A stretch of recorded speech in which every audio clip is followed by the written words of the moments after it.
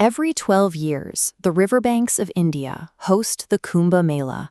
It is a temporary megacity built for tens of millions of pilgrims, making it the largest human gathering currently occurring on the planet. For those entering the water, the stakes are ultimate.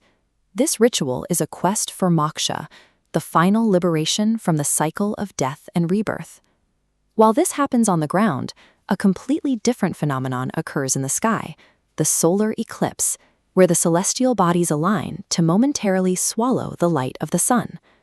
At first glance, the orbital mechanics of an eclipse, the specific geology of a mountain in Bihar, and the site of a massive religious festival appear to have nothing in common. However, the connective tissue between them is found in the Samundra Manthana. This text suggests that Hindu mythology is more than a collection of stories. It is a structural framework that dictates how millions of people interact with the physical world.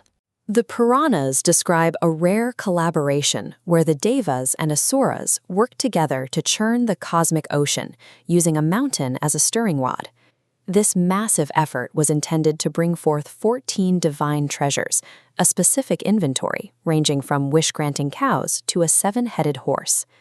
The ultimate prize was the appearance of Dhanvantari, the god of Ayurveda, who emerged from the depths carrying a pot of Amrita, the nectar of immortality. The truce ended the moment the pot appeared. The Asuras immediately stole the nectar, hoping to keep eternal life for themselves. To recover it, Vishnu took the form of the enchantress Mohini. She mesmerized the Asuras, convincing them to let her distribute the nectar to the Devas instead. This divine trickery succeeded in returning the nectar to the gods, but it provoked a desperate infiltration that provided the mythological basis for the movements of the stars. During the distribution, one Asura named Svarbhanu disguised himself as a deva and managed to drink a portion of the nectar. His deception was short-lived. The deities of the sun and the moon noticed his true nature and alerted Mohini. Mohini decapitated him with her discus, the Sudarshana chakra. But because he had already consumed the nectar, his severed head and body remained immortal. In Hindu cosmology, these pieces were placed on the orbital paths of the sun and moon. The head became Rahu and the body Ketu. They eternally chase the sun and moon, and an eclipse occurs the moment they swallow them. The execution of Svarbhanu triggered a massive war. Empowered by the Amrita, the Devas engaged the Asuras in a final, violent struggle for control. The Devas were victorious, exiling the Asuras to the underworld and securing their own place in the celestial realm. In the original Puranic texts, the story ends here. It is a self-contained cosmic event, with no mention of any connection to the physical geography of Earth. Despite that textual conclusion, the legend persists in the physical world. In Bihar, locals point to the Mandar Parvat as the literal mountain used during the churning of the ocean. Millions of people also travel to specific rivers to bathe, believing that they are entering waters where the nectar of immortality was spilled. This creates a significant narrative contradiction. If the ancient texts state that the nectar was distributed to the gods in heaven, there is no logical reason for it to have ever reached the soil of India.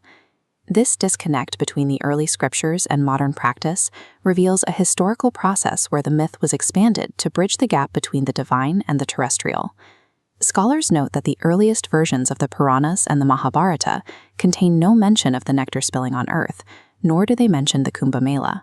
The story of the spilling was a later theological addition, appearing in texts centuries after the original myth was established. This medieval update claimed that while the Asuras fled, drops of nectar fell in exactly 4 locations: Haridwar, Prayagraj, Nashik, and Ujjain.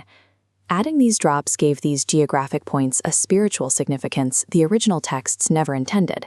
This provided a form of retroactive scriptural authority. It gave the massive, real-world gatherings of the Kumbh Mela a foundation in ancient legend that previously did not exist. The Samudra Manthana shows how a legend can be adapted over time. By moving the nectar from the heavens to the rivers of India, theologians anchored a cosmic epic in physical geography, creating a tradition that continues to shape the lives of millions today.